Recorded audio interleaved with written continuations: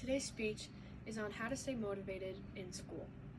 I know a lot of students that just cannot stay motivated to do their schoolwork or even to go to school.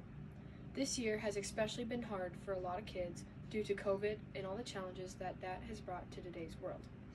But this cannot stop us from being motivated and staying positive.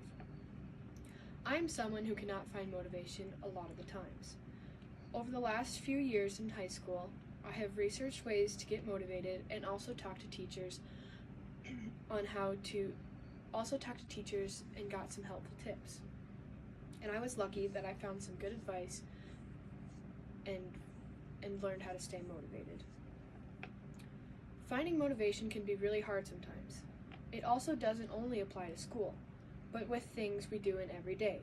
For example, somebody who may be trying to lose weight cannot find motivated to keep working out and eating healthy. I believe with some of these tips, you can learn how to stay motivated while doing anything. I will give you 3 tips on how to stay motivated that have really worked for me. These tips are doing the hardest task first, making a pact with yourself, and visualizing your success. First, I've learned through doing my research and through talking to many teachers that you should always do the hardest task first. Getting all these hard tasks done first, helps you see the light at the end of the tunnel. This will motivate you to keep going and working hard. They talked about in the article 10 simple motivation tips for high school students and college students on how doing these hard tasks will boost your self-confidence and the rest of your time you are working, and you will be motivated for the rest of the day. It will show you that you can do whatever you put your mind to, therefore keeping you motivated. Number 2 is making a pact with yourself.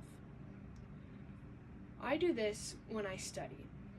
Say you've studied for 15 minutes and you just cannot focus and you don't want to do it anymore.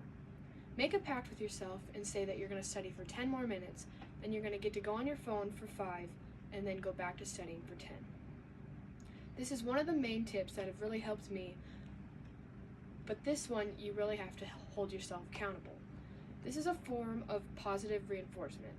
In the article I found called 10 Psychological Tricks to Stay Motivated and Stick with Your Goals, they talked about how this is used a lot with little kids, but it does not have to stop there. Many people feel more motivated when they know that they are going to get some kind of reward. Finally, you should always visualize yourself succeeding. According to 19 highly effective ways to stay motivated, by creating a mental picture of yourself successfully completing a job, even the worst tasks can feel like part of achieving something big. No matter what or how you want to achieve your goals, visualizing will help you do it. It will help you see what needs to be done and how to do it. I use this a lot not only in school but in sports. When I play a really hard team, I visualize how I'm going to make every pass a good pass in volleyball and how each shot I take in basketball will go in. It not only helps with my self-confidence, but it also helps get me motivated to work my hardest.